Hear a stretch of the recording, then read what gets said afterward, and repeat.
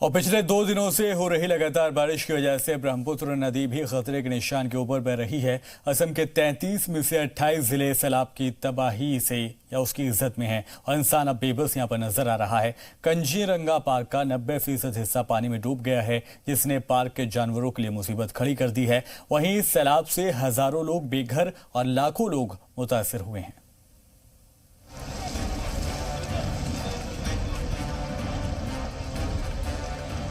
असम में आसमान से आफत,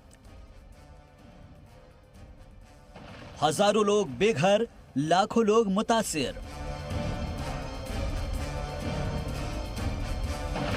पानी में भगवान, बेबस इंसान।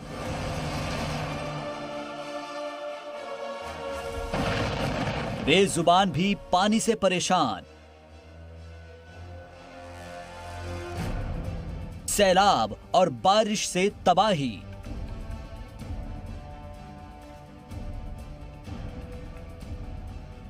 हर तरफ पानी ही पानी, सूखी जमीन का नामो निशान नहीं। काजीरंगा पार्क में पानी भर जाने के सबब अब 70 से ज्यादा जानवरों की मौत हो चुकी है। बाकी बचे जानवरों को अपनी जान बचाना किसी चैलेंज से कम नहीं है।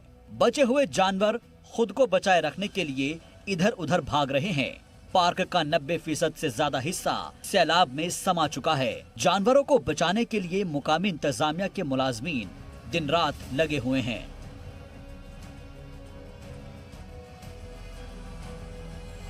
पिछले 2 दिनों से लगातार हो रही बारिश के सबब रियासत में सैलाब के हालात बिगड़ते जा रहे हैं। ज्यादातर इलाके शदीद बारिश और सैलाब की जद में हैं। असम में आए सैलाब से 28 जिलों के करीब 44 लाख लोग मुतासिर हुए हैं। 44,000 लोगों को महफूज मकामात पर ले जाया जा चुका है, जबकि 1.27 लाख हेक्टेयर फसल का हिस्सा पानी में डूब चुका है। लगातार हो रही बारिश की वजह से हालात बिगड़ते जा रहे हैं। ब्रह्मपुत्र खतरे के निशान से ऊपर बह रही है। असम में सैलाब से हालात ऐसे ही बिगड़ते रहे तो आने वाले दिनों में बड़ी मुसीबत खड़ी हो सकती है। ब्यूरो रिपोर्ट, जी मीडिया।